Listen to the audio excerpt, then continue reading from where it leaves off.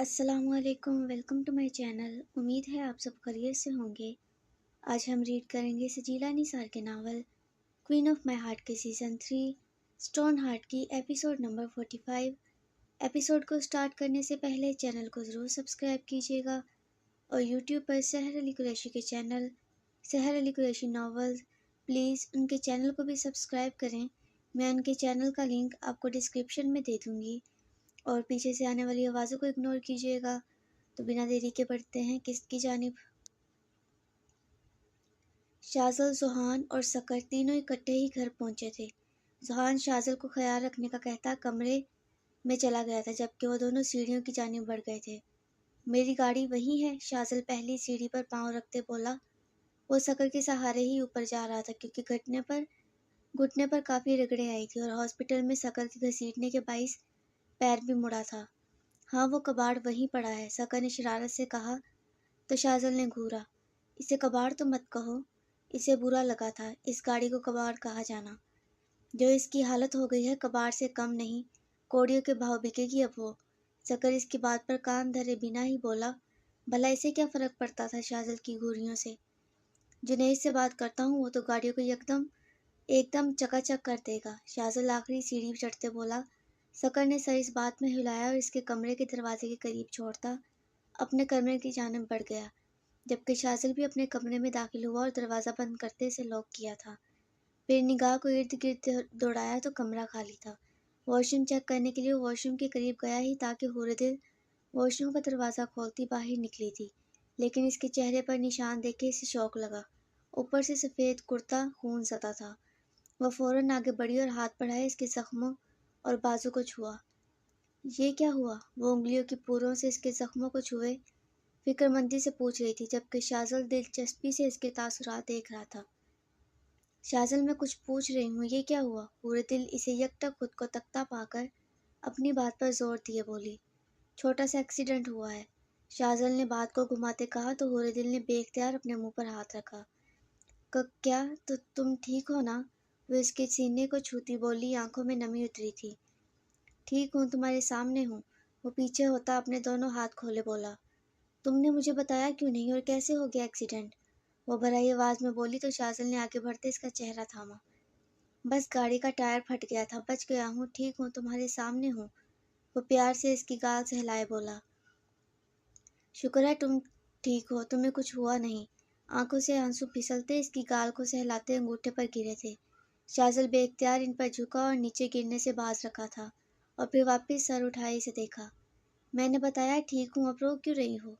وہ بے چینی سے بولا تو اس نے ہچکی بھری۔ شازل کو مزید بے چینی ہوئی۔ مت رو ایسے، مجھے کچھ نہیں ہوا، زندہ ہوں، مرا نہیں۔ شازل کی بات پر اس نے شکوہ کناہ نظروں سے اسے دیکھا اور اپنے چہرے پر موجود اس کے ہاتھوں کو جھٹکتی پیچھے ہوتی مڑی تھی، لیکن شازل نے اسے بازو سے پکڑے خود کی جانب کھینچتے واپس اپنے روبرو کیا تھا۔ اچھا، خفا مت ہو، شازل اس کے آنسو صاف کرتا سنجیدگی سے بولا جو سو سو کرتی چہرہ جھکا گئی تھی۔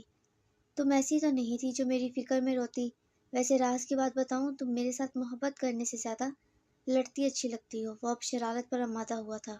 پورے دل روتے روتے ہنسی تھی تو شازل بھی ہنسا اور پھر کچھ یاد آنے پر اس کا نام پکارے اسے مخاطب کیا، جس نے چہرہ اٹھائے اسے دیکھا۔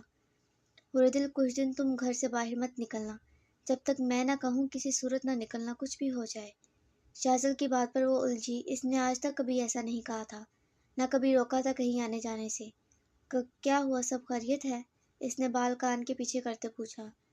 کچھ خاص نہیں، بس جو کہہ رہا ہوں وہ کرو، جب صحیح وقت آئے گا میں تمہیں خود بتا دوں گا، ٹھیک ہے نا؟ وہ اس کی گال سہلائے بولا، جس نے سر اس بات میں ہلایا۔ اور ہاں، سکر و زحان ماموں کے علاوہ کسی کو ایکسیڈنٹ کا نہیں پتا، تو تم بھی ذکر مت کرنا۔ شازل اس کی کمر کے گرد اپنا ہاتھ گزارے بولا۔ اور یہ نشان؟ اس نے اس کے چہرے پر آئے چند نشانات کو چھوتے پوچھا۔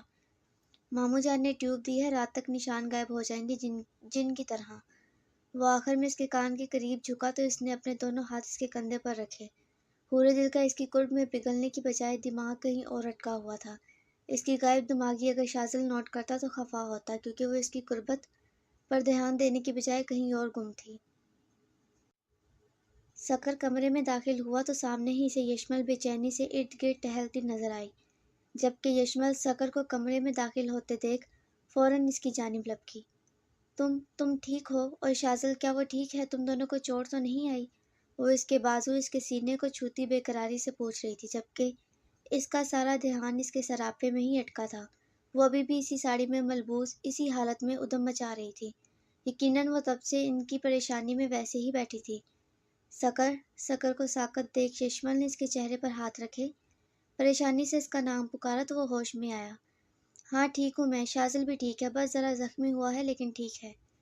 سکر اس کے پریشان زدہ چہرے پر نظریں گاڑے بولا۔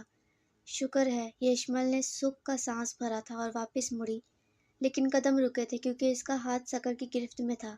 یشمل نے پلٹ کر خوشگوار حیرت سے سکر کو دیکھا، جو اس کی کلائی اپنے ہاتھ میں تھامے اسے دیکھ رہا تھا، اور پھر ایک جھٹکے سے اسے اپنی جانب کھینچا کہ وہ کسی کٹی ہوئی ڈال کی مانند اس کے سینے سے آ ٹکرائی۔ تم کیوں یہ سب کر رہی ہو؟ سکر کے سوال پر اس نے سر اٹھائے، سکر کی جانب دیکھا۔ کیا سب؟ سرگوشانہ آواز اس کے لبوں سے ادا ہوتے سکر کے کانوں میں پہنچی تھی۔ یہی سب جو تم کر رہی ہو۔ سکر اپنا دوسرا ہاتھ اس کے کندھے سے ہوتا نیچے بازو کی جانب لاتا بولا، اشارہ ڈریسنگ میں بدلاؤ کی جانب تھا۔ وہ مسکرائی۔ تمہیں اچھا نہیں لگا؟ اس نے الٹا اسی سے سوال کیا۔ وہ خاموش ہوا۔ وہ یہ نہیں کہہ سکتا تھا کہ اچھا نہیں لگا کیونکہ اسے اچھا لگا تھا، اور وہ یہ بھی نہیں کہہ سکتا تھا کہ اچھا لگ رہا ہے کیونکہ انا کا معاملہ تھا، اور سکر ذوحان مصطفیٰ جھک ہی تو نہیں سکتا تھا۔ میرے لیے کیا ہے یہ سب؟ کچھ توقف کے بعد سکر بولا تو اس نے سر اوپر نیچے ہاں میں ہلایا تھا۔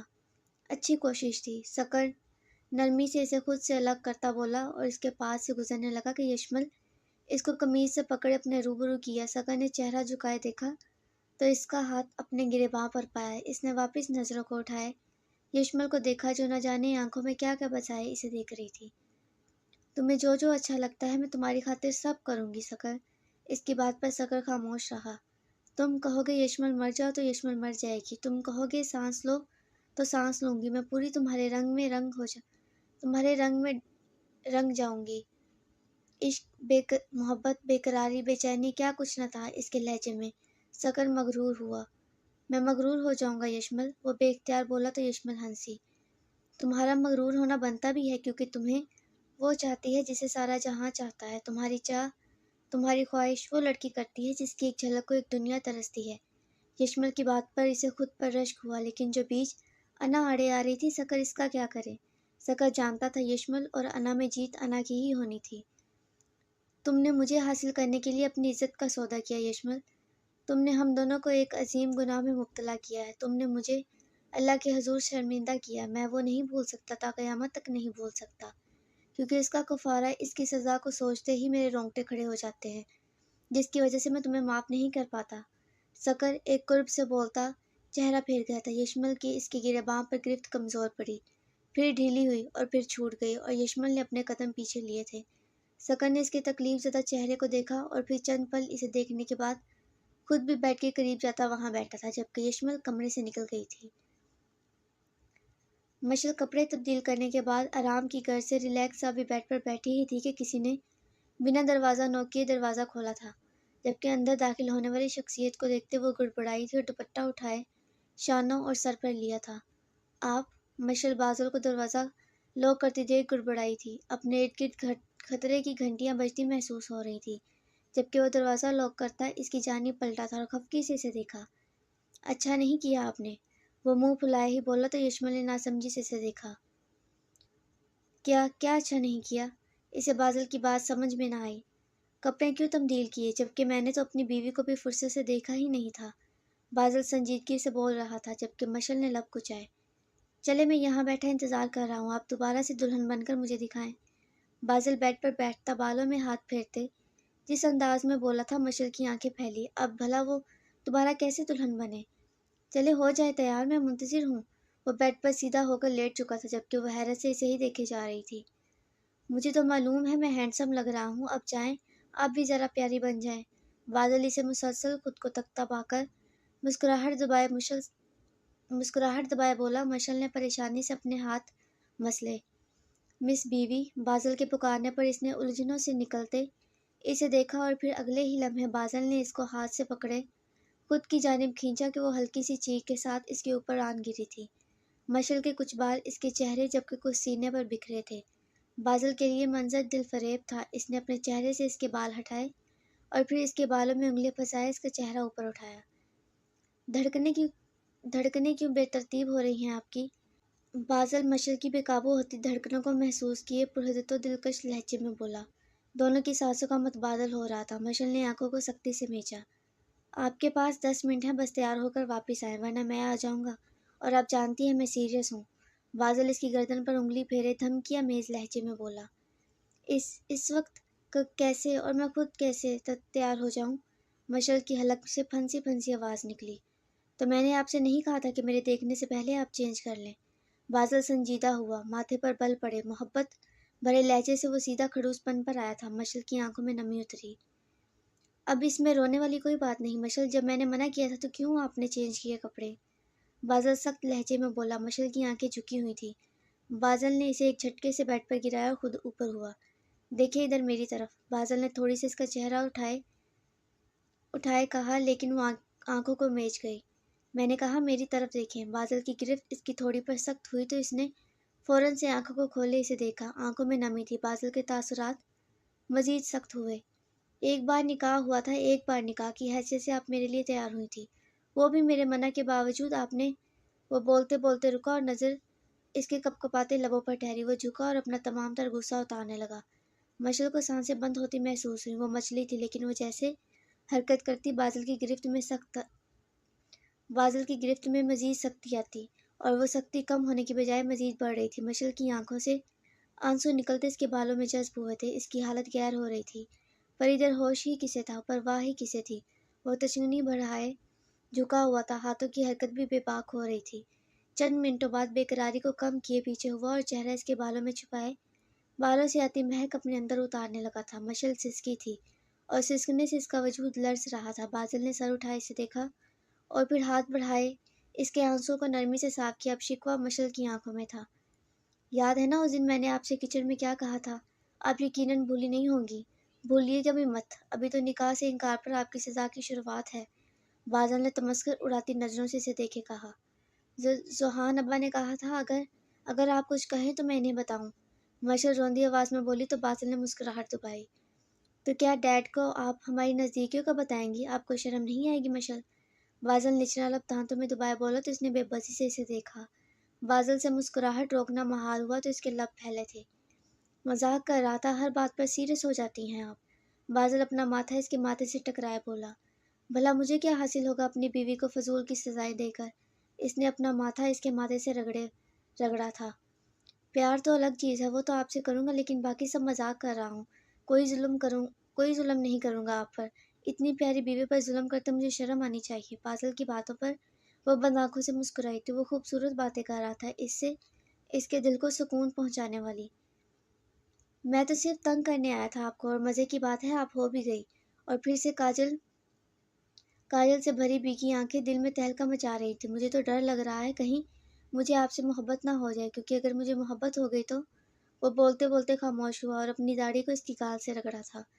تو آپ خڑوس کیسے رہیں گے پھر؟ بازل کی بات مشل نے پوری کی تو وہ ہنس دیا۔ ایسا تو نہیں ہے، میں کہاں خڑوس ہوں؟ بازل سر اٹھائے اسے دیکھتے بولا، جو اب آنکھیں کھولے اسے دیکھ رہی تھی۔ آپ تو خڑوس کے سردار ہیں، مشل نے شرارت سے کہا تو وہ دلکشی سے مسکراتا اسے اپنے حصار میں لے گیا تھا، جبکہ مشل نے بھی سکون سے اپنا ماتھا اس کے سینے سے ٹکایا تھا۔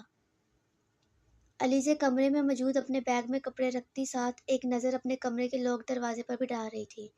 دل، وجود، ہاتھ سب کانپ رہے تھے۔ وہ جو کپڑوں کو بیگ میں رکھ رہی تھی کہ فون بجنے پر وہ خوف سے اچھلی تھی اور دل کے مقام پر ہاتھ رکھے بیڈ پر پڑے اپنے فون کو دیکھا جہاں شہزیب کی کالز آ رہی تھی۔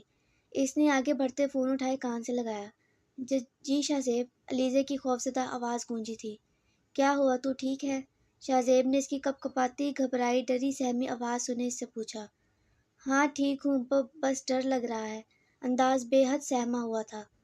اگر تجھے ڈر لگ رہا ہے تو مت آ میرے ساتھ اور کر لے اس سے شادی جس سے تیرا باپ کہتا ہے۔ شہزیب نے سنجیدگی سے کہتے تاش کا پتہ پھینکا تھا۔ نہیں، میں اس لڑکے سے ہرگز شادی نہیں کر سکتی۔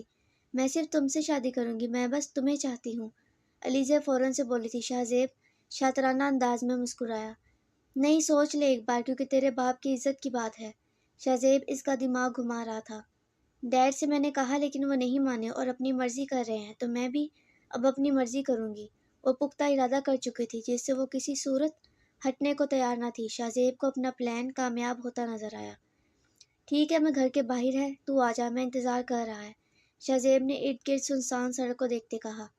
ٹھیک ہے، آ رہی ہوں، علیزہ نے فون رکھتے کہا اور اپنا بیگ اٹھاتی چپکے سے سب سے بچتی بچاتی نیچے آئی تھی اور گارڈن والی سائڈ پر آتی وہاں رکھی لکڑی کی سیڑھی سے اوپر چڑھی تھی، جبکہ دوسری جانب سے اترنے میں شاہ زیب نے مدد کی تھی۔ شاہ زیب اسے لیے اپنی گاڑی کی جانب آیا اور اس کے گاڑی میں بیٹھتے ہی وہ گاڑی زن سے لے گیا تھا۔ علیزہ شاہ زیب کے ساتھ بھاگ گئی تھی، اپنے باپ کی عزت خاک کیے وہ جا چکی تھی۔